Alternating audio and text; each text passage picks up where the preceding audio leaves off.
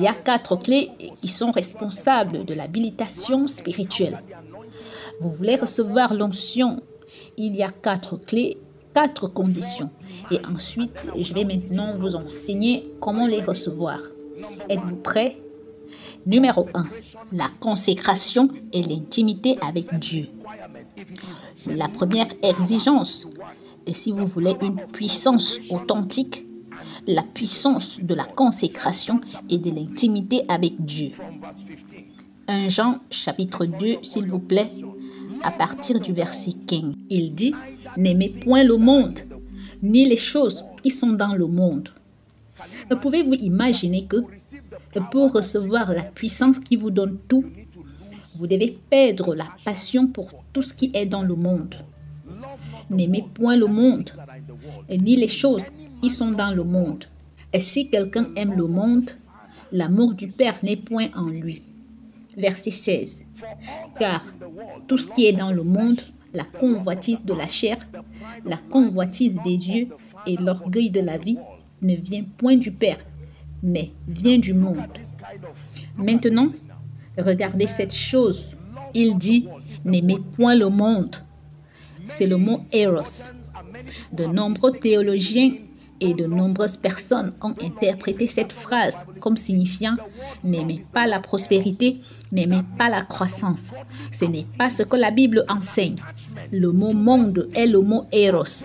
Cela signifie une affinité impie, un attachement à des choses qui prennent la place de Christ dans votre vie. Vous comprenez maintenant ce que je veux dire? Dieu n'est pas contre notre prospérité. Il ne s'oppose pas à ce que nous ayons de l'influence. Ce qu'il refuse, c'est d'exalter ces choses et d'en faire une obsession. Que cela détrône le Christ dans votre vie. Toute forme d'argent où Jésus doit être détrôné pour que vous l'ayez est inutile. Toute sorte d'élévation où Jésus doit être détrôné est inutile pour vous. Tout ce que Dieu donne, Satan essayera également de vous le donner. Mais la condition est « prosterne-toi et adore-moi ». C'est ce qu'il a apporté à Jésus. Les 3 garçons hébreux, rappelez-vous. Satan est obsédé par l'adoration, l'allégeance transgénérationnelle.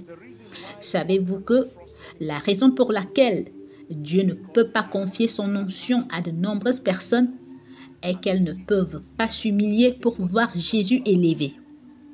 Je crois que c'était à Lagos. J'enseignais, c'était hier ou avant-hier, et je leur disais, vous savez, toutes les portes fermées ne sont pas démoniaques. Il y a certaines portes que Dieu ferme comme un acte de miséricorde parce qu'il vous a posé et qu'il a découvert que si cette porte est ouverte, l'existence de la chair en vous. Il y a des gens qui, peu importe comment ils jeûnent et prient pour le prophétique, ils ne recevront pas cette grâce. Et savez-vous pourquoi? Parce que si vous recevez réellement la dimension créative du prophétique dans la colère, vous maudirez et tuerez des gens parce que vous êtes en colère. Vous tuerez beaucoup de gens. Vous coopérerez avec Satan à cause de la colère. Donc, Dieu va préférer la retirer jusqu'à ce que l'intimité avec le Saint-Esprit et la transformation soient là. Il y a beaucoup de gens, y compris les prédicateurs. Il y a certaines onctions. Si Dieu vous donne aujourd'hui, vous ne prierez plus. Pourquoi prierez-vous lorsque les gens viendront de plusieurs nations et payeront tout pour venir rencontrer le grand homme de Dieu, apôtre Joshua Selman? Pourquoi aurez-vous besoin de prier? Pourquoi aurez-vous besoin de jeûner? Et puis-je vous dire ceci? Si c'est l'onction que vous voulez recevoir, c'est plus que votre argent. Vous pouvez donner votre semence et Dieu vous dira que c'est absurde. Prenez votre argent et partez. C'est votre cœur dont j'ai besoin. La prière et le jeûne sont importants. Mais laissez-moi vous dire qu'avant que votre prière et votre jeûne n'aient un sens et une valeur dans l'esprit, la condition de votre cœur doit être bonne. Le désir et le désespoir de voir Jésus révélé et glorifié dans votre vie. Vous savez, vous m'entendez toujours donner cet exemple. Imaginez que Dieu vous ouvre les yeux sur le prophétique et qu'un millionnaire ou un milliardaire, des milliardaires sont partout dans votre église ou votre ministère. Vous pouvez littéralement les regarder et Dieu vous ouvre les yeux et vous voyez ce qu'ils ont dans leur compte. Vous avez déjà acheté du sable pour construire votre maison et vous êtes limité. Il n'y a pas d'argent. Vous avez tout calculé. Votre ingénieur vous a dit que 300 millions vous permettraient de construire une structure solide. Et les gens vous font confiance. C'est alors que vous saurez si vous êtes sauvé ou non. Parce qu'une seule parole prophétique spectaculaire. Et vous voyez, les êtres humains, quand ils vous font confiance, ils deviennent vulnérables envers vous sincèrement. Et ce n'est pas parce que la personne tombe pendant que vous parlez que c'est Dieu qui est derrière tout ça. Voyez-vous, je vous ai dit que vous pouvez faire un mauvais usage de l'onction. Il y a un niveau de charisme que l'onction apporte. Il y a une aura, c'est un parfum. Elle peut tout attirer à vous. C'est la raison pour laquelle les gens doivent être morts à eux-mêmes. Sommes-nous ensemble? Consécration et intimité. Proverbes chapitre 23 et verset 26. Et ça, c'est devenu un hymne dans ma vie et je prie pour que quelqu'un reçoive enfin cette révélation. S'il vous plaît, écoutez, il dit, « Mon fils, donne-moi ton cœur. » Beaucoup de gens donnent à Dieu des offrandes. Beaucoup de gens donnent à Dieu leur chair. Dieu ne veut pas de votre chair. Il ne cherche pas votre offrande, votre dîme. Toutes ces choses sont secondaires. Laissez-moi vous dire sincèrement que si vous voulez la puissance koinonia, écoutez-moi. Ce que Dieu veut, c'est votre cœur. Je puis vous dire par l'autorité des Écritures, par le privilège d'apprendre des pères et par ma propre expérience, si vous êtes véritablement loin de Dieu, il y a une adoration semblable à celle de Dieu que les gens peuvent apporter autour de vous à cause de la manifestation de l'excellence de Dieu dans votre vie. Même vous, parfois, vous vous regarderez et vous direz, mon Dieu, qui suis-je? Je sais ce que peut faire l'onction, croyez-moi. Et si vous n'êtes pas brisé devant Dieu et surtout notre génération de ministres, une petite grâce, une petite onction et c'est tout. Vous voyez les gens qui se conduisent mal partout avec l'onction. Petit prophétique, petit apostolique et toutes sortes de choses. Et Dieu retire ce qu'il veut rajouter. Parce que quand Dieu vous met à l'épreuve avec, vous êtes grossier. Vous êtes sans foi ni loi. Vous êtes indiscipliné. Vous êtes rebelle. Vous n'avez aucun respect pour l'autorité. Dieu dit non. Ce peu que nous avons donné à cet homme, laissons-le là. Si nous multiplions cette onction, vous tuerez tout le monde. Cela signifie que les gens commenceront à s'agenouiller, à lécher vos chaussures, à vous adorer, à vous appeler le roi des rois, puis ils recevront la guérison et s'en iront. Une autre personne fera la même chose. Allez-y lire les histoires des gens. Je ne suis pas sarcastique, qui n'ont pas permis à Dieu d'œuvrer dans leur cœur. Prédicateurs, laissez-moi vous encourager. Collègues de l'Évangile, faisons attention à la manière dont nous transmettons la grâce aux gens. Ce n'est pas parce que les gens sont engagés et que leur cœur est ouvert qu'ils sont préparés.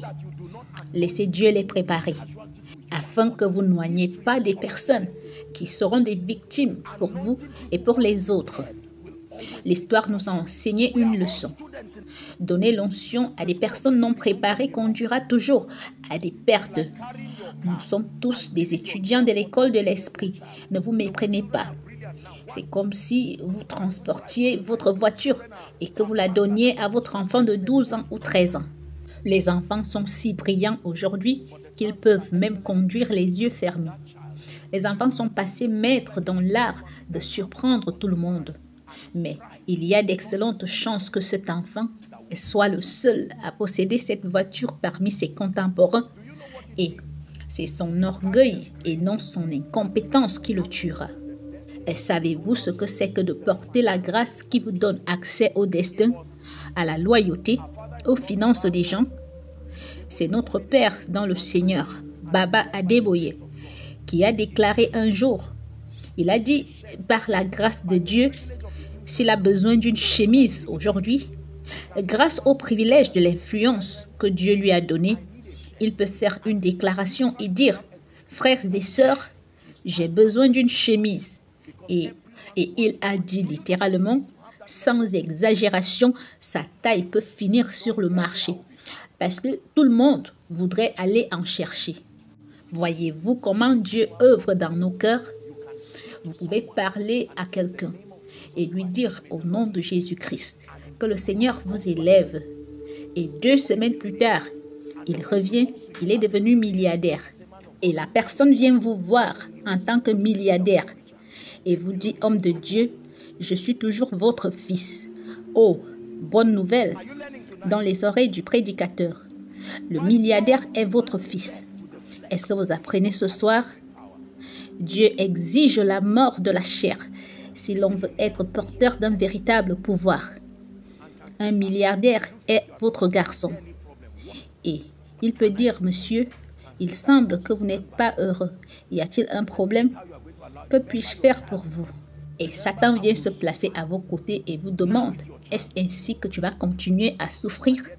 Souviens-toi de ton enfance. Rappelle-toi comment tu as souffert.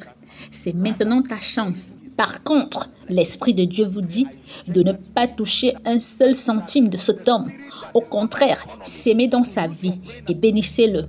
Et vous dites, je rejette cet esprit qui n'est pas économiste. Pouvez-vous être si ouin au point où Dieu vous place au milieu de la grandeur et que vous ayez encore la maîtrise de vous-même? Il y a beaucoup de gens riches aujourd'hui qui fuient les églises, respectueusement parlant, parce qu'elles ne les laissent pas se reposer. Lorsqu'un prédicateur prêche, il regarde tout le monde, mais les gens savent à qui il s'adresse.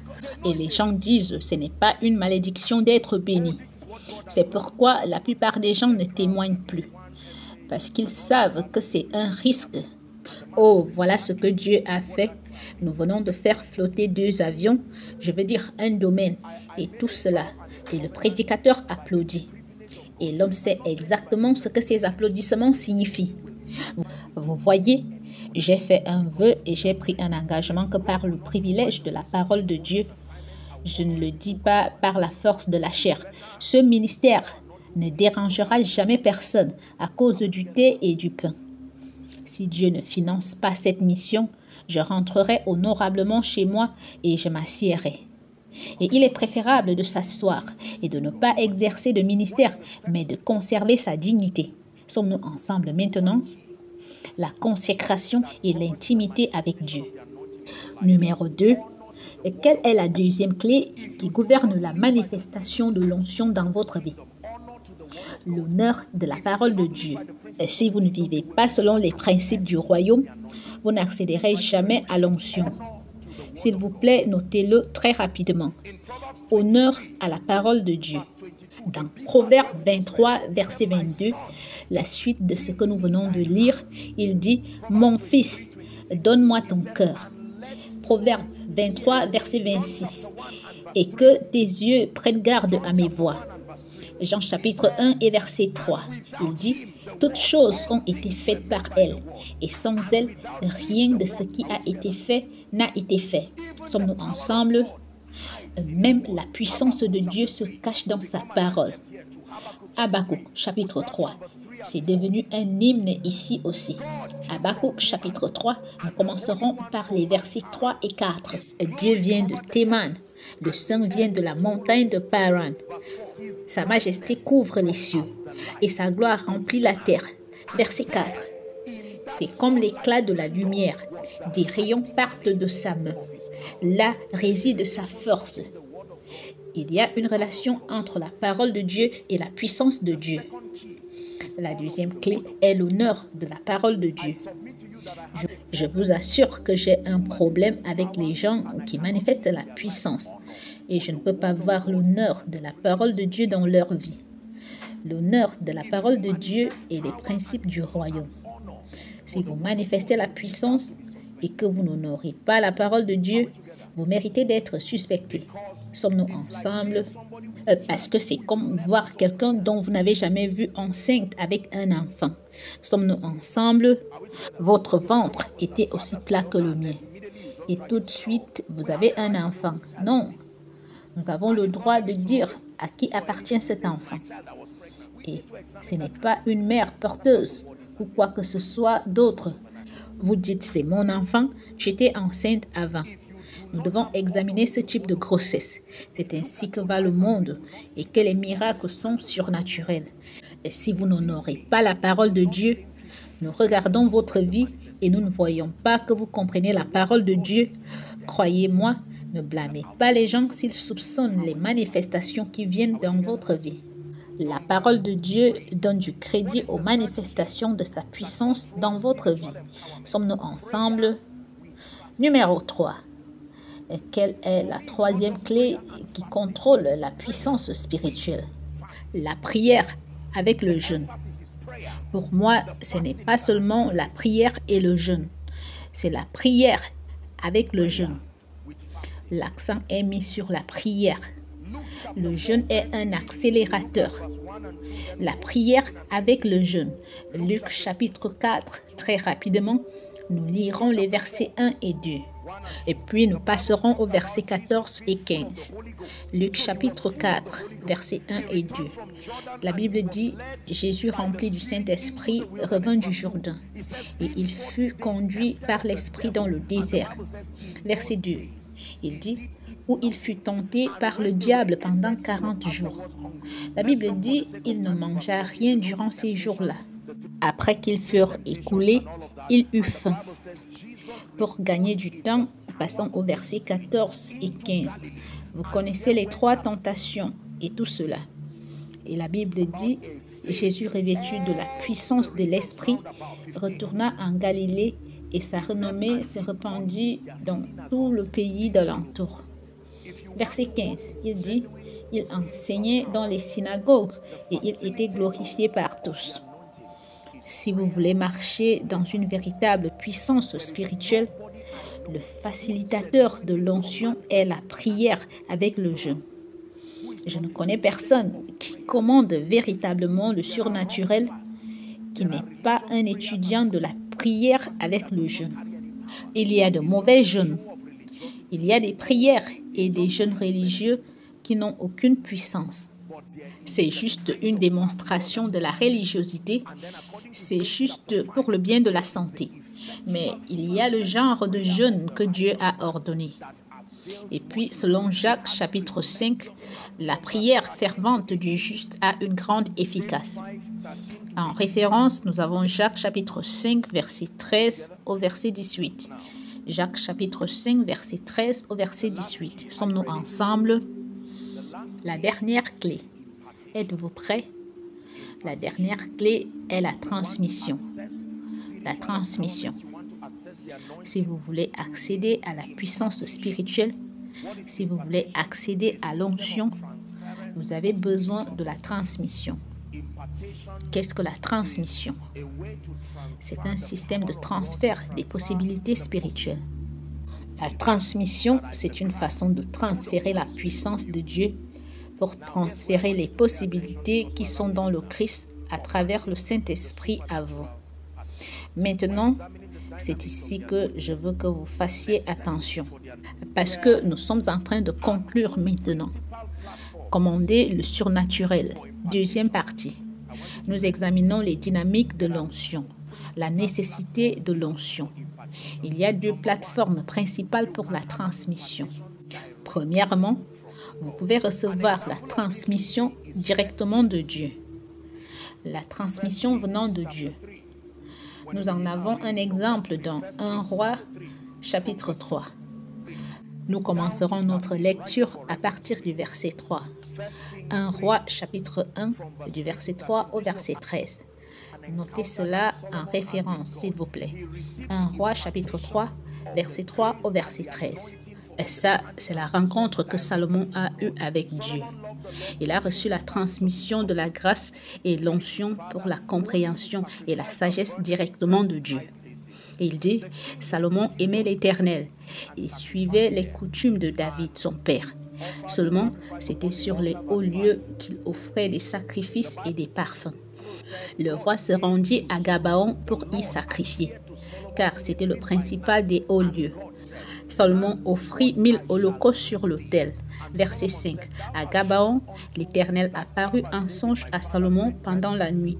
Et Dieu lui dit, « Demande ce que tu veux que je te donne. » Salomon répondit, « Tu as traité avec une grande bienveillance ton serviteur David, mon père, parce qu'il marchait en ta présence dans la fidélité, dans la justice et dans la droiture de cœur envers toi. Et tu lui as conservé cette grande bienveillance et tu lui as donné un fils qui est assis sur son trône, comme on le voit aujourd'hui. » Quelle belle introduction, verset 7. « Maintenant, Éternel mon Dieu, tu as fait régner ton serviteur à la place de David, mon père. Et moi, je ne suis qu'un jeune homme, je n'ai point d'expérience. Ton serviteur est au milieu du peuple que tu as choisi, un peuple immense qui ne peut être ni compté ni nombré à cause de sa multitude. » Verset 9. « Accorde donc à ton serviteur un cœur intelligent pour juger ton peuple, pour discerner le bien du mal. Car qui pourrait juger ton peuple, ce peuple si nombreux? » Chaque juriste devrait prier cette prière. Ça, c'est le secret pour exceller dans votre métier de juriste. Ce ton prie et dit, « J'ai besoin de juger les gens. J'ai besoin de ta grâce. » Parce que ces gens sont nombreux. Les complications autour de leur vie, j'ai besoin d'une onction qui soit plus que mon savoir-faire technique. Et la Bible dit que cette demande de Salomon plut au Seigneur. Et Dieu lui dit, puisque c'est là ce que tu demandes, et puisque tu ne demandes pour toi ni une longue vie, ni les richesses, ni la mort de tes ennemis, et que tu demandes de l'intelligence pour exercer la justice, voici, j'agirai selon ta parole. Je te donnerai un cœur sage et intelligent, de telle sorte qu'il n'y aura eu personne avant toi et qu'on ne verra jamais personne de semblable à toi. Verset 13. Je te donnerai en outre ce que tu n'as pas demandé, des richesses et de la gloire, de telle sorte qu'il n'y aura pendant toute ta vie aucun roi qui soit ton pareil. Comment donne-t-on la richesse? Lui a-t-il donné de l'argent? Qu'est-ce que la richesse?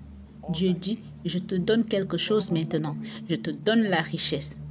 Je te donne la gloire, afin qu'aucun roi ne soit semblable à toi. Et alors, Salomon s'est réveillé le matin et la sagesse s'est manifestée de façon surnaturelle. La sagesse a apporté la richesse et toutes les autres choses. Vous pouvez recevoir directement de Dieu. Numéro 2. Quelle est la deuxième plateforme pour recevoir la transmission? La transmission peut venir des porteurs d'onction. La deuxième façon de recevoir l'onction est la transmission par les porteurs de l'onction. Il est vrai qu'il y a des hommes qui portent cette onction.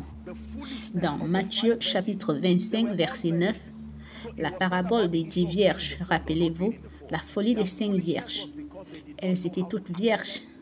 Donc, le problème n'était pas d'être ou de ne pas être dans la bergerie. Leur folie était due au fait qu'elles ne savaient pas comment accéder à l'onction. Voici la recommandation qui leur a été faite. Les sages répondirent non. Il n'y en aurait pas assez pour nous et pour vous. Allez plutôt chez ceux qui en vendent et achetez-en pour vous. Le mot vendre signifie ici échanger. Il y a des gardiens de l'onction. Il dit, si vous voulez l'onction, allez chez ceux qui en vendent et achetez-en pour vous. Comment achetez-vous? Vous achetez avec l'honneur. Vous achetez avec la douceur. Ça, ce sont des devises. Chaque dimension de l'onction dont vous avez besoin dans votre vie aujourd'hui, croyez-moi, il y a des vaisseaux qui la portent corporellement en ce moment sous une certaine condition. Elle peut couler librement sur vous.